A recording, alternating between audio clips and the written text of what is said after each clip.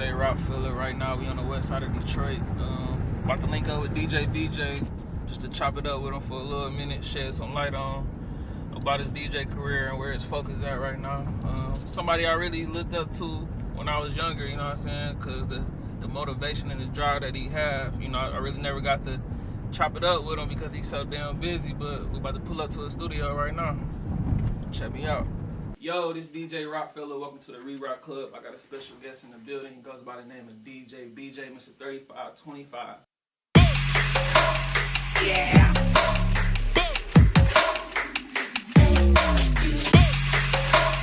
Yeah.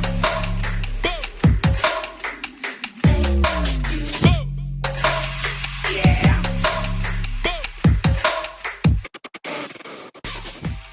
What's going on, my guy? How you feeling, baby? I'm feeling good, man. How 2020 been treating you so far? It's a blessing, man. 2020 is a year of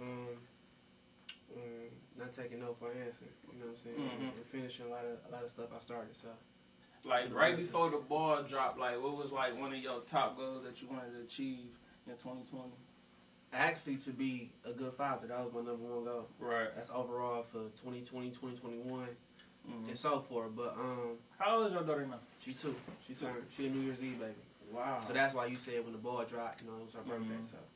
That time go by fast, Yeah, boy. yeah, real 2 quick. years already. And then I know you was already getting a lot of, you know what I'm saying, like, when DJ BJ gonna have a baby, man? You getting, oh, woo, woo. Now it finally happened. Like, Yeah, it was a timing thing. That's all it was. right. So let's take it to the top of your career. Like, how old was you when you first started DJing? I was actually 14, 15. Like 14, 15? Yeah, it was my 11th grade year of high school. Okay, what high school you went to? I went to Southfield High School. Okay. Southfield High. So it's like, who can you name, like, some of the DJs that you was, like, inspired and motivated with, like, in the beginning? One, DJ Drama. Two, DJ Mo Beats. Khaled wasn't really popping back then when I first got started, so it was probably them two. It was Mo Beats from Cutting and Scratching, and Drama, because I was like a mixtape DJ too. So Right. Yeah. So, like, if you can take it back to, like, when was, like, your biggest opportunity or your biggest gig that had you really, like, feeling yourself like, damn, I'm really DJ BJ, like, they feeling me?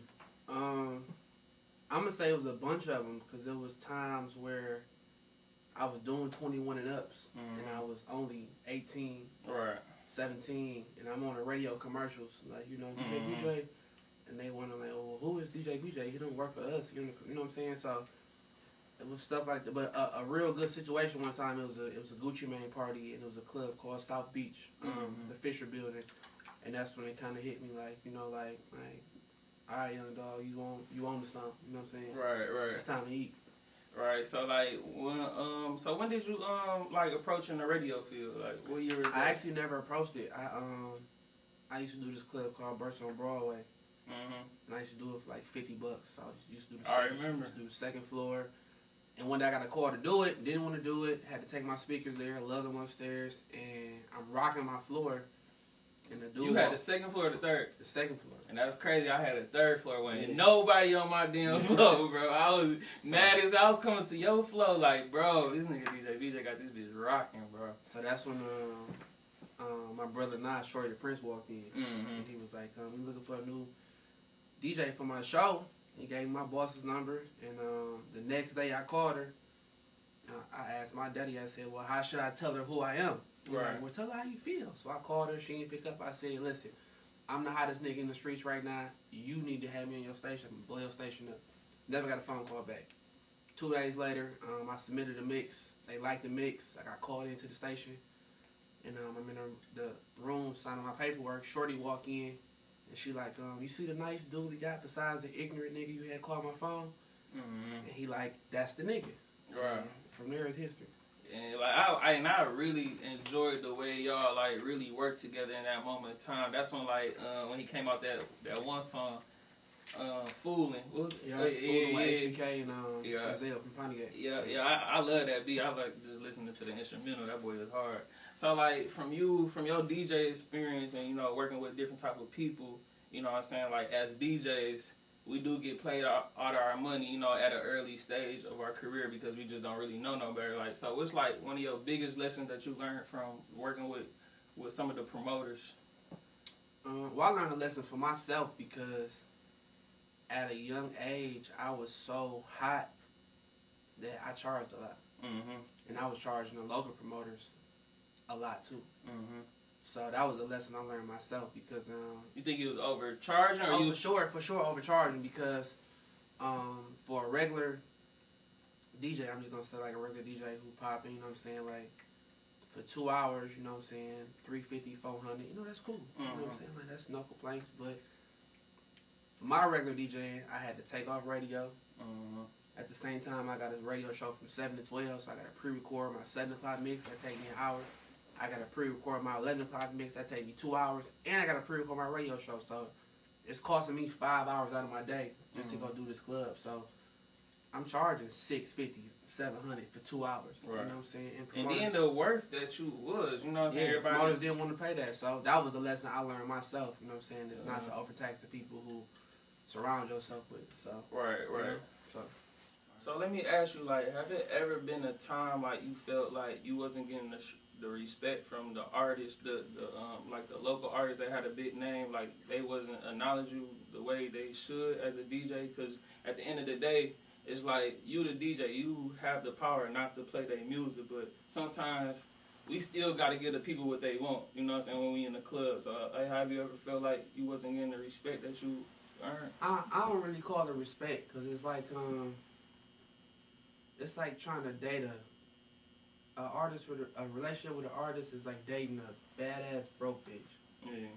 It's like you cute as hell, but you still broke. And I'm not saying artists is broke. You know what I'm saying? It's like you got to take your emotions out of it. You know what I'm saying? Like as a DJ, you know, you got to give the people what they want for sure. And at the end of the day, an artist, they don't really owe you nothing. And I got caught up in my emotions of dealing with a lot of artists and thinking I was supposed to get something out of it when in the anatomy of it, they really don't owe me shit. Like, I only asked you that because it was a point in time that I felt like that because like when I started DJing, I broke out a lot of artists too. You know what I'm saying? Yeah. And then when I was trying to reach out to them, I wasn't getting no response back. I wasn't getting no love back. It's not about them giving you love back, bros. Because at the end of the day, as a DJ, what is your job to do? It's to play the music. It's to play the music and break records. That means, guess what? You did your job. Right. And that's a fact. That's like somebody at the Chrysler plant and they do their job and now they waiting to be awarded. Like, no, nigga, that was your job. That's what you signed up to do. You know what I'm saying? So once I got that part out of my head, you know what I'm saying? And that took time too, bro, because I feel like I stepped out on a lot of artists to take chances on them.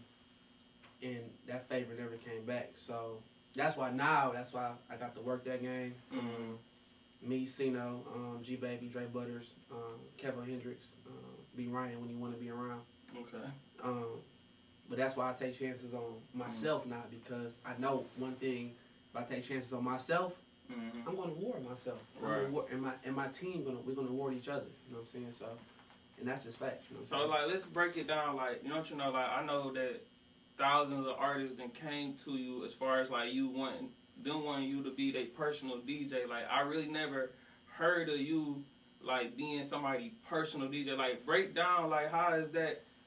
Like well, I've been personal DJs like when T Grizzly first started. I was on the road with him. Cash Style was on the road with her.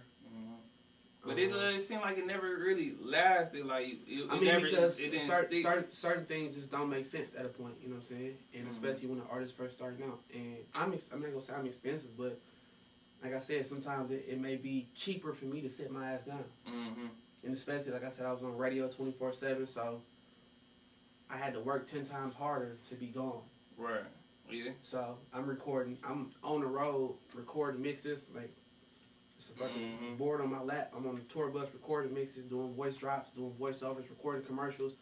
I ain't sleeping, you know what I'm saying? Because I'm doing my radio show while I'm on the road, you know what I'm saying? So do that, can you like, have it been times like it do get stressful and overwhelming trying to like please everybody? Oh yeah, 100%. You know what I'm saying? I even think that played a big part in my relationship, you know what I'm saying? But that's just life, bro. You know what I'm saying? Like some things in life you just can't control because you be so in the mindset of trying to win.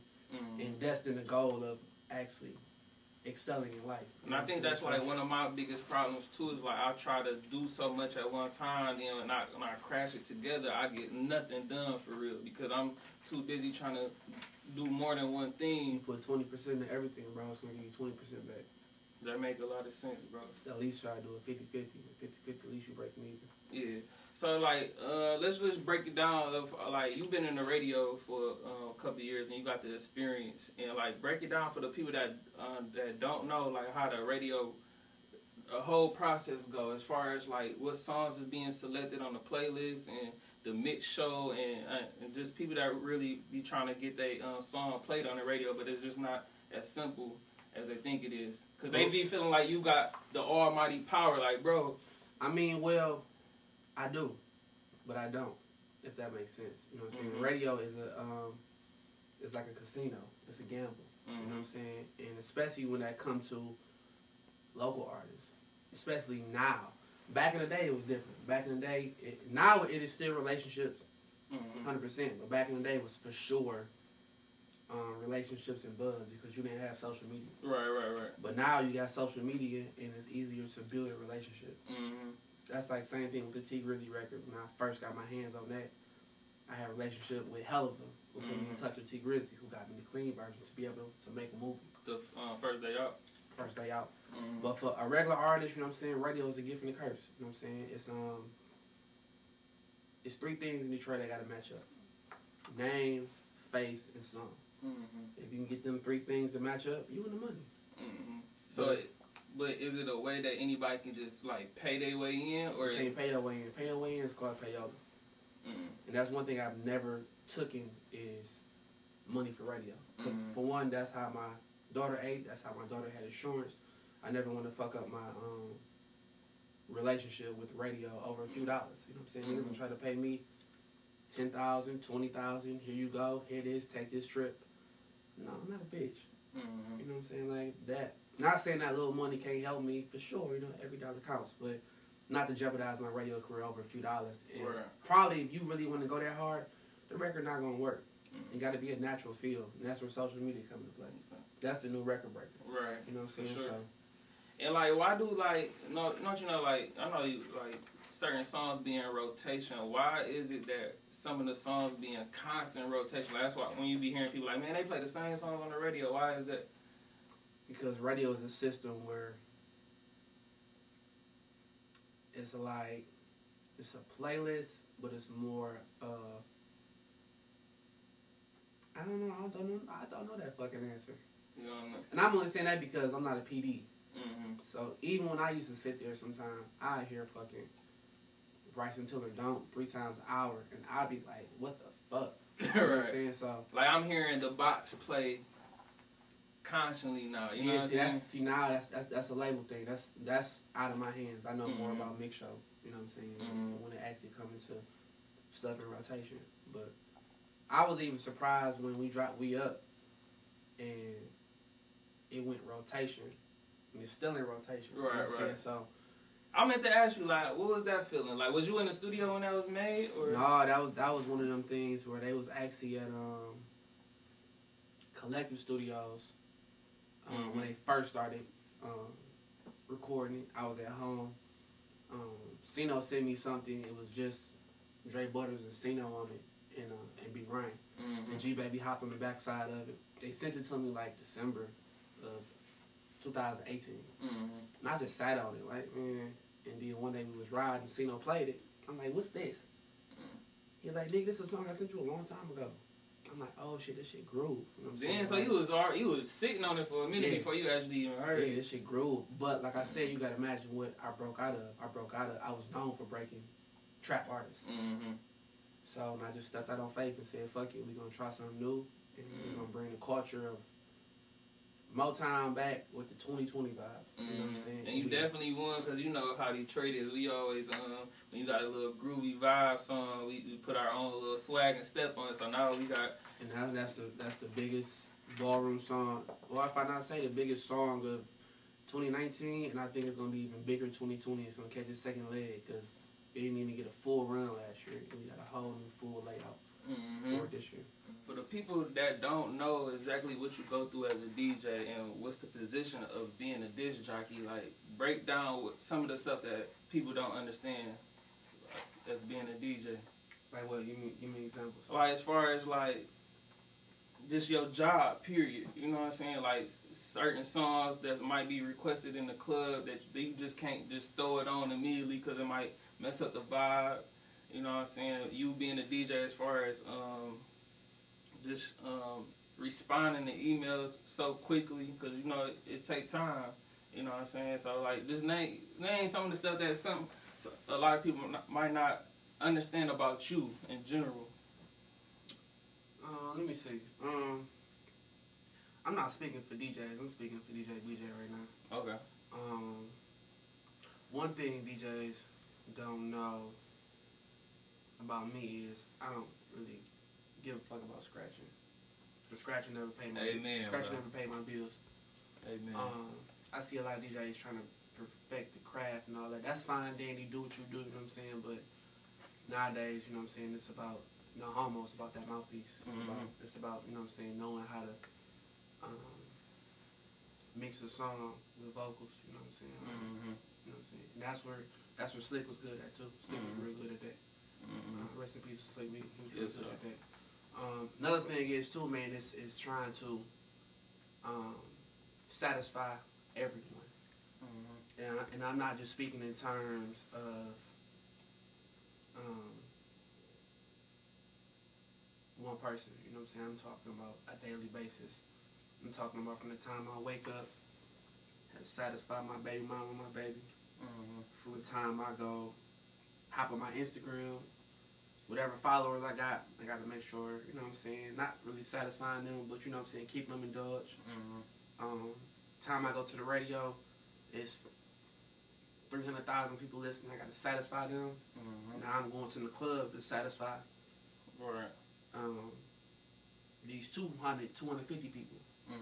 So the only time I really get to satisfy myself is from, 2:30 to 8, and it's back on. It's back on. You know what I'm saying? And that's the things of just life, you know what I'm saying? Because people with a regular job, they don't have to satisfy nobody. Right. They can really do their job, middle fingers up. So, a DJing is a position where you have to accommodate, you know what I'm saying? Especially in Detroit, you know what I'm saying? Because there's certain things in Detroit you just can't. DJ is really the worst job to me because everybody knows where you're at all the time. You got to post up where you're at. You know what I'm saying? A DJ and a host. You got to post up where you at. And a host, I'm going to say, not as bad because a host could walk in the club at any time. As a DJ, you know you got to be there at 9 or 10, and you know you ain't first leaving one out there, till last 2. one up. You know what I'm saying? So that's some things that, you know what I'm saying, you may not know as being a disc jockey, and especially when it comes to requesting the club, and because some people just be asking some crazy stuff, some crazy requests, and I just don't fit right in. I just say, what's one of your pet peeves as far as you DJing? Because I know, like, when you in your, when as DJs, when we in our zone, and sometimes we might not want to be bothered. You know what I'm saying? So sometimes when I look at you when you be DJing in the club, like you got your headphones on, you in the zone. You know what I'm saying? So like, what's like some of your pet peeves? My pet peeve is when I'm in my zone and I already got my mans around me. Keep my mans around me for what I'm saying, security reasons and just. But when people just want to hold a full fucking blown conversation, it's like, for one thing, we in the club. You know what I'm saying? For two, we can do this over Instagram or on the phone. And then for two, you know how like I said, transitions with the mic. I may be trying to transition. If I miss my transition because you want to talk to me, or you right there with a play button at, or you know what I'm saying, it's just certain stuff. It's like, and I just feel like I'm at work right now. Some people don't look at it like that. Right. Even though we in the club, I'm at work. They feel like you just having fun, but at the end of the day, we here we got a job to do. Facts. You know what I'm saying? So by you being in the city so much and you experience so many situations and the emotions with people in Detroit, we're going to start off with the positive. What's some positive things about Detroit, and what's some negative things that you experienced about Detroit? Positive things is this is one of the most hustling cities. I feel like if you can make it here, you can make it anywhere, because it's home of the hater. So if you can catch a buzz here, you can catch a buzz anywhere. Okay. You know what I'm saying? So this is actually really just a, you know what I'm saying, like, there's no in between here. Either they gonna hate you or they gonna love you. Mm-hmm. So if you can get them to love you, they gonna love you forever. You know what I'm saying? And negative thing is the same situation, bro. I think people are just starting now not to pick. I ain't gonna say sides, but for a long time when it came to Detroit music, it was separated. Mm-hmm. And I'm not even talking East West. I'm talking more of like when you talk Atlanta, you could have Lil Baby, Future, Tip, Jeezy, all of them at the top of the pedestal. Mm-hmm. But when you think Detroit, it was always just one person up top. It was Blade, then boom, just throwing names out. Payroll, then Vez, then Peasy. It was never like we threw all of them up at the pedestal. Right. You know what I'm saying? So, but now I think it's coming back to where we throwing a lot of people up at the pedestal and not just leaving like it's 4 tiers. It's a top pedestal where it's a lot of niggas lined up at. So I think the vibe is coming back. You know what I'm saying? So big. I wanna touch on I want to touch on Slick B for a minute. Rest in peace, Slick B. Like, when you first got the news, how did you feel? Did it kind of affect you in a way? Like, damn, this shit real. What's crazy is I ain't believe it. I didn't either. My first person I called DJ Marathon, and he was like in panic mode. He's like, I'm at the hospital. And I called Justin Floyd. And Floyd didn't know yet. Then I had called Stewie.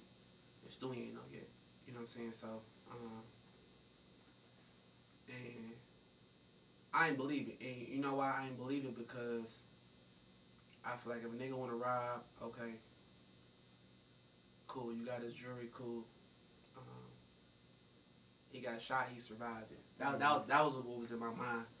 And my mindset was, I know the feeling of you leaving a gig, probably some shit you ain't want to do no way, for the cheese, for the look. And I know the feeling of actually having your book bag on, you got your equipment in one hand, and you walk into your truck. So once I seen how that story played out and everything, it was just like, it was like a fucking nightmare for me for like 3 weeks. You know what I'm saying? Like, that shit just hit me kind of hard because and it's like, as a DJ, bro, it's like just actually naturally walk into your car with your equipment, and that's what I always feared. You know what I'm saying? I always feared of walking to my car with my. That's all my daddy always said is never. You know what I'm saying? Like, after the party, after the party, after the party, after the party. Even making sure nobody even following you home. You know what I'm saying? So like, I got followed home before, and that's how I almost got killed. I got followed home from a party, and somebody tried to shoot me in my driveway. So that's why I be moving how I move now. That was I was about to just ask you, like, you know what I'm saying, from different experience that you didn't have, like, I know your conscious level and your awareness level is, like, all-time high now, like. That's why people think I'm weird, like, you know, I don't be, like, speaking too much or just, you know, like, smiling because a nigga smile in your face, and at the end of the day, he want what you got, you know what I'm saying? And I peeped that about you, like, I know you kind of stick to yourself and mind your own business because you really never know what people be on, you know what I'm saying? I just like in Detroit, it's just certain shit you just can't do. Like I said, it's the age of city. They don't want to see the young black male progress, and that's what Slick was doing. He was progressing. Yes, he was progressing. Hard. He was shining hard as fuck. You know what I'm saying? And, but do you feel like, you know, being in Detroit, you have to, like, you gotta tone it down? Like, it's like you can't even congratulate on your success like that because you got a lot of people that's what's crazy because I've been on that high horse before, and when you on that high horse, you don't really know you on it because you actually just enjoying life. Right. So the industry gotta calm you down. It's not like, you know what I'm saying, you can calm yourself down because you or something tragic might have to happen for you to. You know, I ain't even gonna say tragic, bro. It's just gonna be like, you know what I'm saying. Some things happen that give you a lesson, and some things a lesson you can't learn from. You know what I'm saying. So it's just, you know what I'm saying. That's just. That was a crazy situation I heard. All right.